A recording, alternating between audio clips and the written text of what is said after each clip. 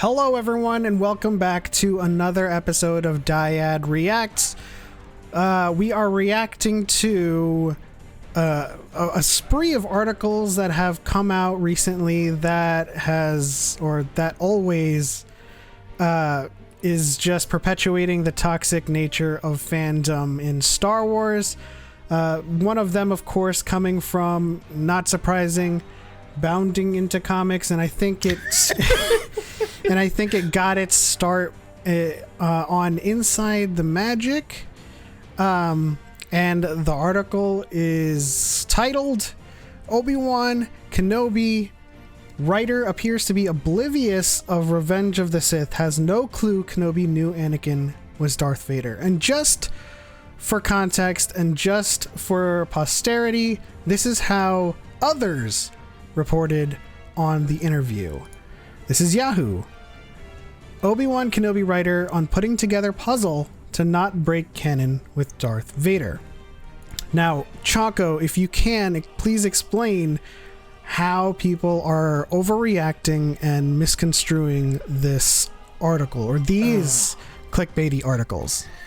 Well, first and foremost, bounding into comics should be your first clue. If you read bounding into comics, you will be less informed than people who have read nothing. That's I don't hate to say it, but it is true. But it's funny because I mean the goal is always to tear it down, right? That's the goal. So you're gonna seek and seek and seek until you find something to tear it down. They thought they got a foothold with this because obviously Obi-Wan knew that Anakin became Vader, right? He sees the hollow. He knew, but that was never in question. Yeah. It's such a weird thing to get hung up on, right? Obi-Wan thought Anakin died. He's alive, Obi-Wan. Anakin Skywalker is alive. That was her message. Was not that he's Vader now. It's that Anakin is alive, and that's what really sets Obi-Wan off. It's just such a weird thing to get hung up on. Yeah, and so I want to read the part of the article which I'm assuming they are taking completely out of context. When Joby Harold, the writer of Obi-Wan Kenobi, talks about putting together the puzzle that is Star Wars canon and how he relied heavily on Pablo Hidalgo and the story group. And he says, talking to Pablo Hidalgo, he says, does he know the moniker Vader? What would that mean? Can he associate the two? What was he cognizant of? How isolated is he? Where's Vader at that time? Where's his reputation? And how well known is he?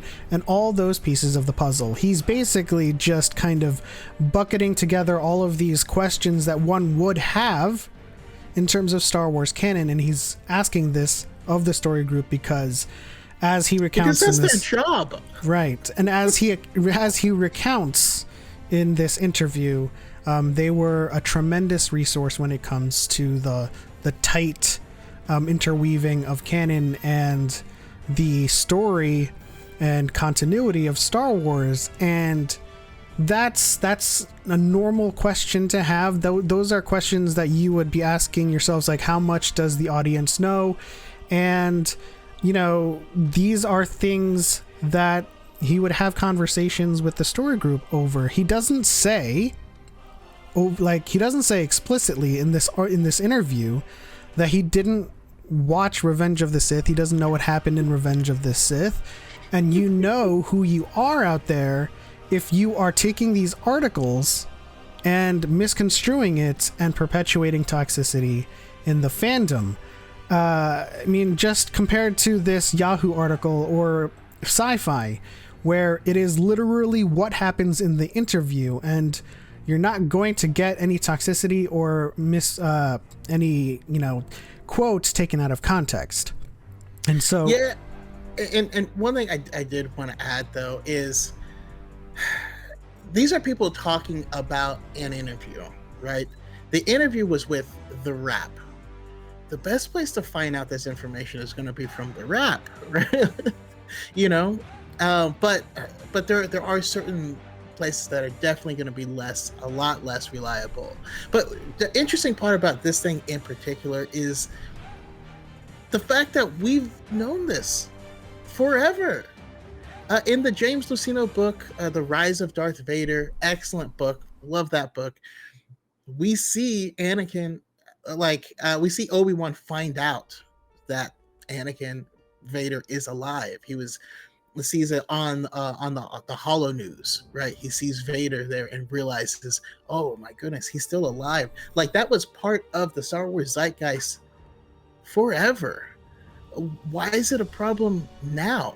And the things that, we obviously, when you watch A New Hope and Empire Strikes Back, you know that people know that that's Anakin in there. Well, that just means that there was a time where they found out. That's what proves that this series should exist. This is the story of how he got that information. This is not it doesn't break canon. It actually fixes what a lot of us felt, those of us that predate the prequel trilogy.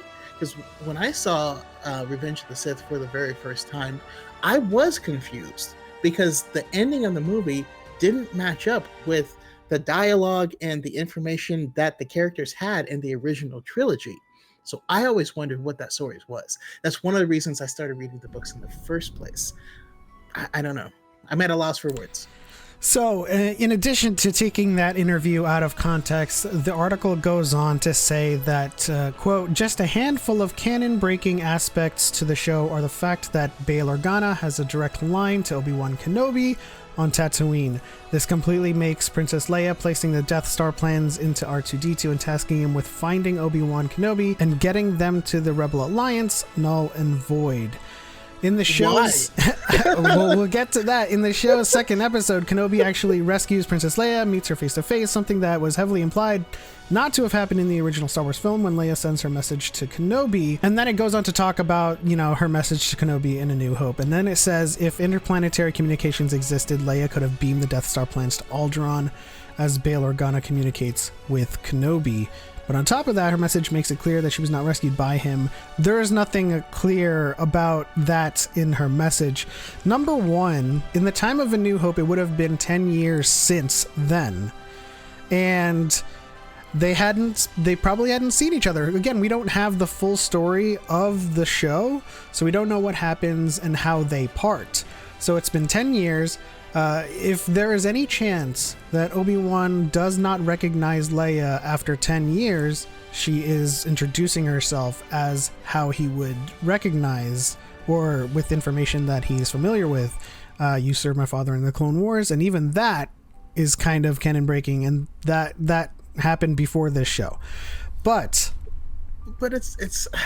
that's not even canon breaking. You have someone sending a message that could be was intercepted, and obviously she's going to portray it a specific way. She's using her senatorial voice, and she's doing, like, the voice that she uses and demeanor that she has, she doesn't use that at any other point in any of the films. That is not her regular being, right? Doesn't that make it clear that she was doing a thing? She was putting on a voice. You served my father in the Clone Wars, help me, Obi-Wan Kenobi, you're my only hope. She's probably not going to say, hey, you're a Jedi, and all this stuff, and just put him on blast like that. I feel like that's pretty obvious. And yeah, I know. Maintaining plausible deniability, she says General Kenobi, and then she says, served my father in the Clone. There's nothing in the message of her saying, hey, it's me, Princess Leia. It is literally a message to get to Kenobi with as little specificity as you can get with a message. My mission to bring you to Alderaan has failed. There's no info in that message that is explicit in nature, except for General Kenobi. She doesn't mention Bail Organa. She doesn't mention her name Leia. So she's just being very, very ambiguous with her message. And then this piece about interplanetary communications, first of all, Bail's direct line to Kenobi is a comlink. See in this clip from Obi-Wan Kenobi, it is a small comlink and is not a data storage console that he can, receive information from. And again, they're trying to maintain plausible deniability. The film opens up with her saying, "I'm on a diplomatic mission to Alderaan." They are not going to beam the Death Star plans directly to Alderaan and connect Bail Organa to this mission. I don't think they could if they wanted to. I mean, y'all saw Rogue One, right? If you had a comm link, were they just gonna plug it in? No, they had to move a satellite in order to beam. This is like the most extreme CAD file. It would destroy any computer we have here. These are the plans for the Death Star. It's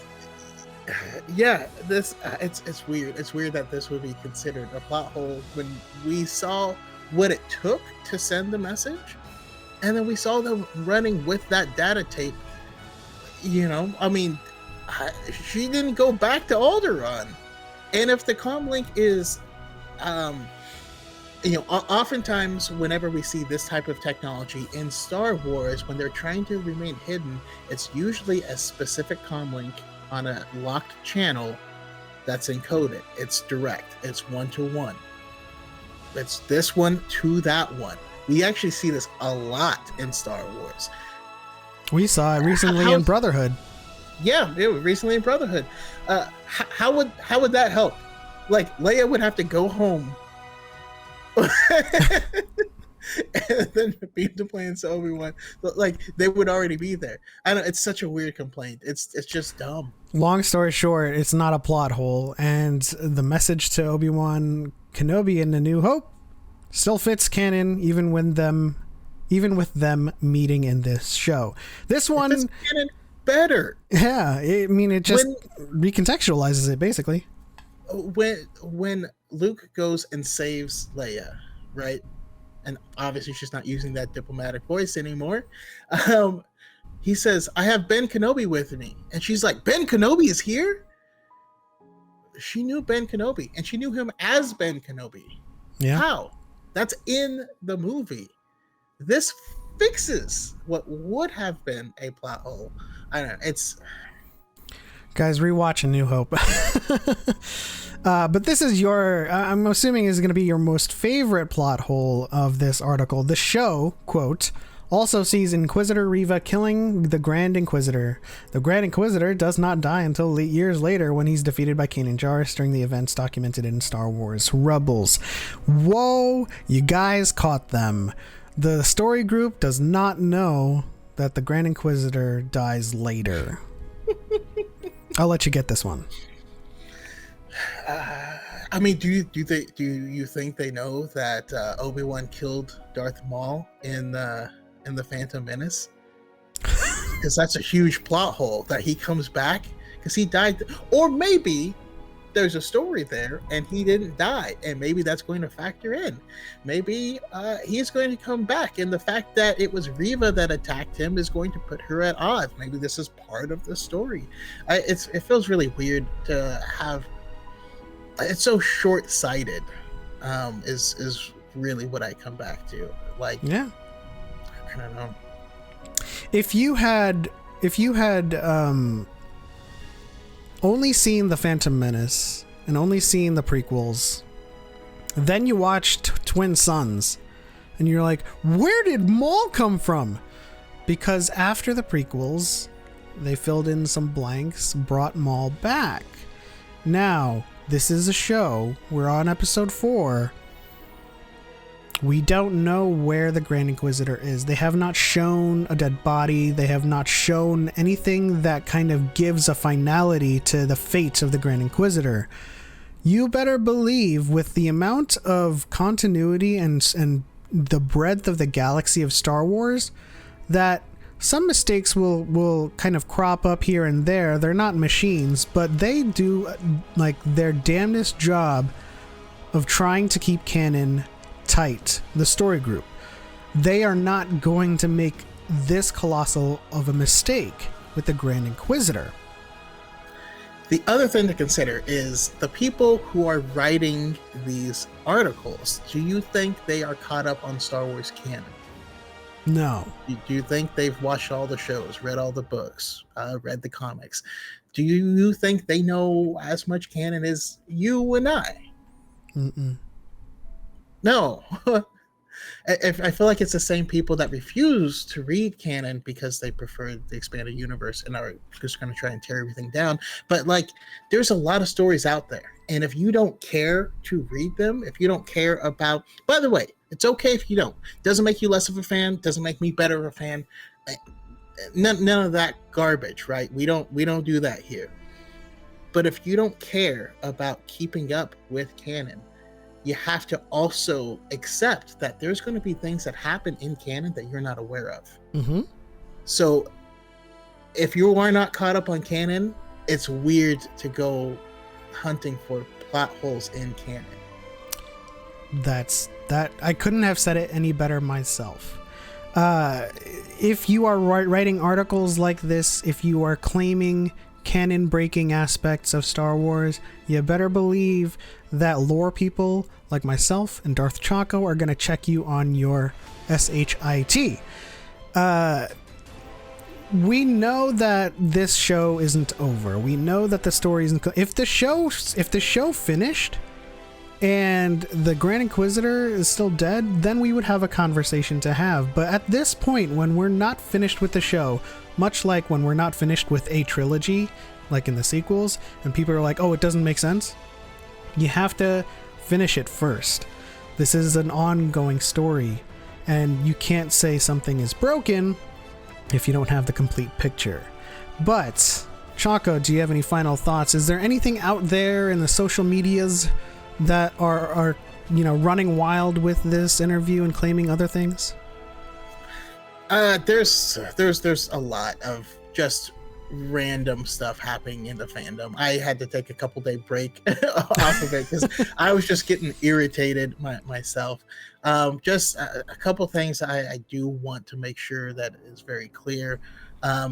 If you want something to happen, if you really want to see flashbacks of your character, or if you really want to see this person, pop in and make an appearance and all this stuff, and that doesn't happen, it doesn't make the project bad. You have to judge the project on what it is doing, on what its goal is, and how well it fulfills that, not on how well it fulfills your own personal childhood fantasy. And I don't say that as an insult, but it is something that I keep seeing, that if this doesn't happen, that makes it bad. Like my predictions, all my predictions was we were going to see him like in episode 1 or 2, and then 5 and 6. We've gotten way more Vader than I thought from the actual interviews. To close out this video, I'm not going to name names, but some people are expecting perfection. And I will say this. If you're expecting perfection, you're going to be disappointed 100% of the time. Let's also normalize one more thing. Let's normalize if you aren't enjoying something. If it doesn't bring you joy, if your entertainment does not entertain you, to let it go. And that's okay. And I'm not saying that as if you don't like it, you can leave. No. I love DC Comics. I do.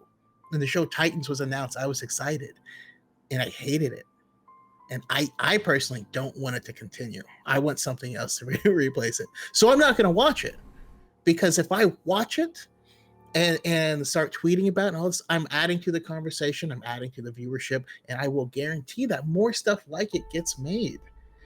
If it's not making you happy, it's okay. And you know what's great about that?